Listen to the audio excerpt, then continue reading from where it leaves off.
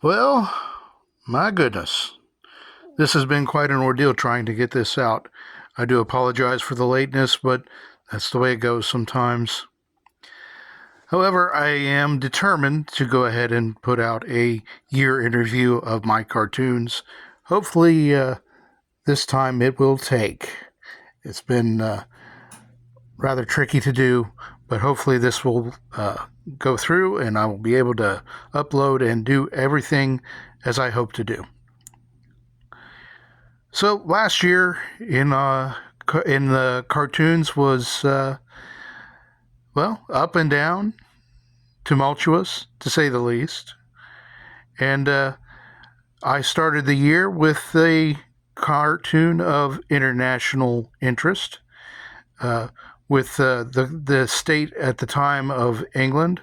Of course, the state has not improved at all.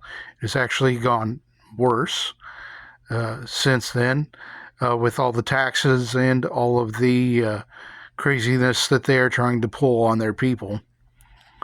So I did the uh, interpretation of England as Britannia, and I've fallen to that quite a bit, and I really like doing it. So uh, anyway, I have her weeping over the state of the country, and it's been quite an ordeal over there, even more so than here. We have next a Canadian cartoon. One of my favorite things to come out of Canada were the Mackenzie brothers. Uh, Moranis and Thomas are hilarious in those roles, and have them kicking uh, Trudeau in the pants as he announced that he was leaving the government. Of course, it was a while before he did that, and we all know what happened there. But anyway, it's very funny having them call them the hosers that the hoser that he is, which was fun. Zuckerberg sort of tried to do a heel face turn at the beginning of the year. I don't know how well that did. I'm still a little dubious. Oh, it's getting caught here. Just a second. And then we had our first natural disaster of the year in the form of the fire in LA, and the terrible mismanagement which caused so much of it to burn.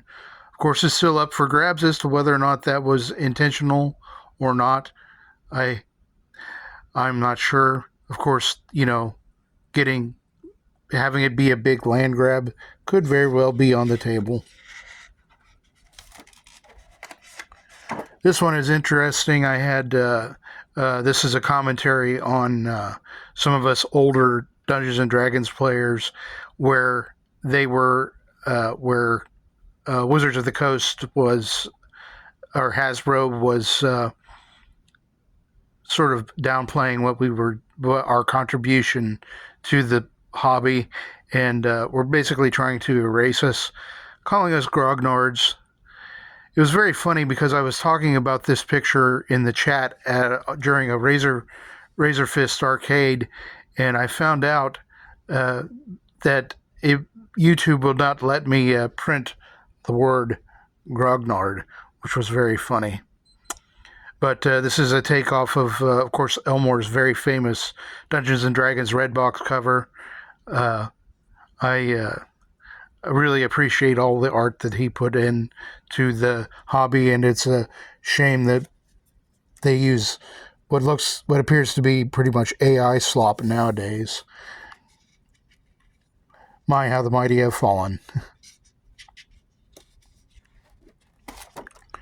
Of course, that same night was around the time also that Concord was flopping so bad, and Razorfist mentioned that what was good for the Troon is good for the Gooner, because, of course, he and I share the same view on uh, bad things in games, such as basically what amounts to pornography. I was glad that he pointed that out because, these people that are against the trans issue in games, that aren't against the depravity of some games, it's very inconsistent. So anyway, I would have redone this with Melanie Mack being up here because it would have been a more interesting one. But by the time I had thought of that, it was too late. As I've said before, I work very fast and very decisive, and sometimes that comes back to bite me. Then we had the last day of the Biden administration, and he basically just went.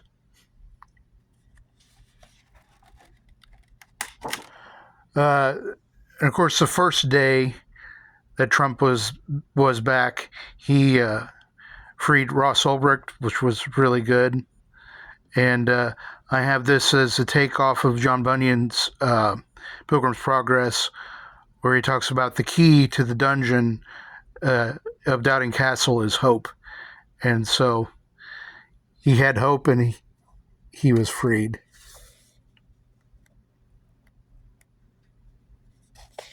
These things try to stick together. Another early act that Trump did, changing Mount McKinley's name back from Denali to McKinley, and McKinley approving. Around that time, Iraq came out with a law which basically said that they could marry kids, making it more in line with Sharia law. And so I have the imam telling a joke. I seem to be bound and determined to aim to misbehave enough to get a fatwa for some reason. I don't know. This one came courtesy of Antoine, a.k.a. King of Biltong, where the South African government took land away from the whites and gave it to so-called natives, and basically have ruined the land. There's another country in Africa that's done that, and I'm not sure which one it is, but we can see the long-term results from there, and South Africa just can't seem to understand. Here's Donald Trump sort of bypassing China's deals with the Panama Canal, in essence cutting the Silk Road, which is something that he did early on, and a lot of people probably don't remember that he did. Then you had the Democratic Convention, where they elected David Hogg as a major player in the party, sort of to help garner the youth vote. Of course, that sort of subsequently backfired, and I called him Boss Hogg. I really wish that would have taken off. And then we have Trump back here in the General Lee. Anyway, Dukes of Hazzard was a mainstay of my youth, so I got a kick out of doing that. I think it came from a documentary I watched on the guy that played Boss Hogg, Sorrel Burke. But anyway, and this was the first time I ever drew Chuck Schumer. I drew him a few times this year. Him raising a stink about some of his favorite implements being taken away from him to use against his foes. And of course, we are in the days of Doge, and a lot of people were upset that there wasn't any oversight for Doge. What people didn't understand was that Doge was the oversight, and I just wish it would have been a little bit better, more effective. They found a lot of stuff, but they couldn't act on it, and it's been sort of disappointing in that regard. But I do appreciate the efforts. Uh, Alex Jones getting into trouble and breaking free again.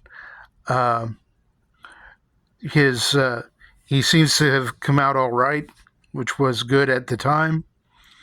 Uh, and Melanie Mack noticed that Alex was sort of in the middle of a what you would call a glow up, and so I put him like the Incredible Hulk, breaking free of chains, powered by super male vitality and CMOS.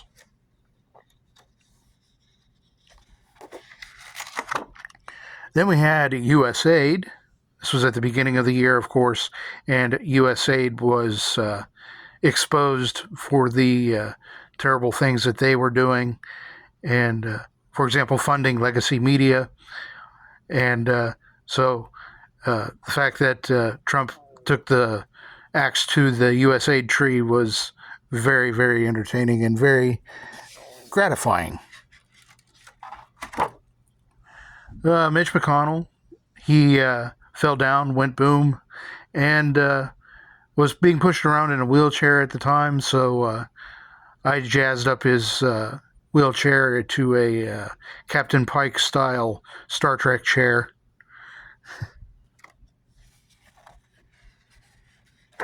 Not that I wish any ill will on him, it's just he was being a goober at the time. Further work on that Doge had done, where they were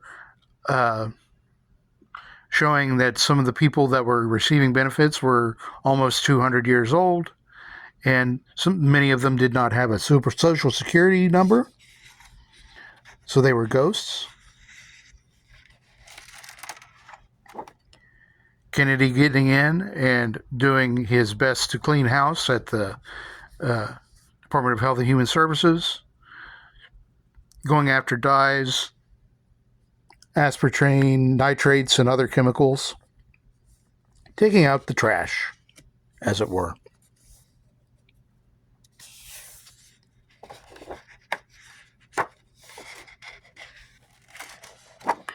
Anna Paulina Luna, trying to access the government secrets, still open, up for grabs as to how effective that is so far, but I certainly hope that it does better.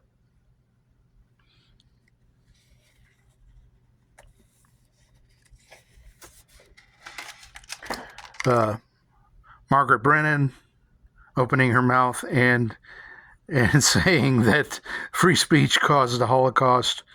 That really is grasping at straws, and really, I think she's a CBS person, and so that sort of makes sense, considering the state that CBS is in.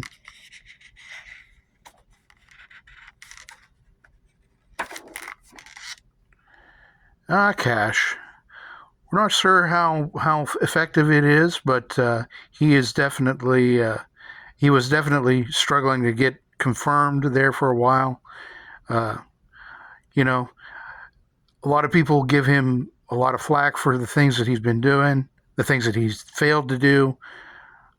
I have a cartoon about him and Bondi later on that sort of expresses my opinion about it, but that's further on down. And here we have the end with Katie Hobbs pretty much vetoing election integrity in Arizona. And as we can see in subsequent days, that Arizona truly is having trouble justifying some of the things that they did. And so we'll see how that goes. I'm still holding out hope that Congress will,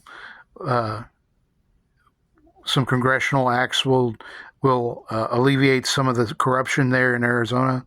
It's already been exposed. It's just a matter of dealing with it now. But anyway, that is the first half book. I plan on going through and doing half books throughout the week. So we shall see how this goes. And hopefully, I'll get the next one out a little bit quicker and in more timely manner. I've been having trouble getting things taken care of with my phone, negotiating it to film everything. So it's been a pain. But this one seems to have come through pretty good, pretty well, and hopefully it'll upload all right, and I'll have it up for you hopefully sometime tomorrow morning. But anyway, thank you for all the support that you've given me throughout the year. I appreciate it, and God bless you all, and hopefully we can keep this up for a while longer. Thank you. God bless and goodbye.